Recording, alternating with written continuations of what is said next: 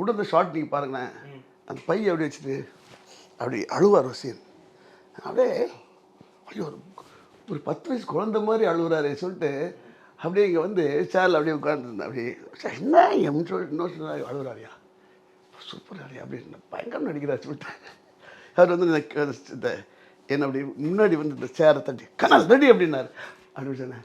என்ன ஆடினார்? ஆனால் நீங்கள் சூப்பர் நடிக்கிறீங்க. ஸோ நான் அந்த ஃபீல்டில் வந்து உட்காந்து கேட்டது தான்.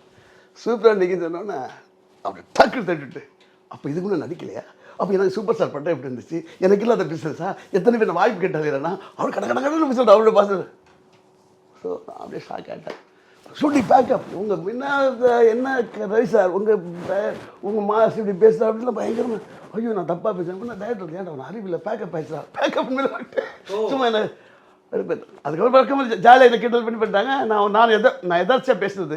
ஸோ அதை வந்து அவர் ரிமைண்ட் பண்ணுறார். 95 பெஸ்ட்டு அவர் சிறந்த நடிகருக்கான விருது வாங்குறார் முத்து படத்துக்கு. அது வந்து சிறந்த நடிகருக்கான சண்டை பயிற்சி படமும் எனக்கு பேர் வருது.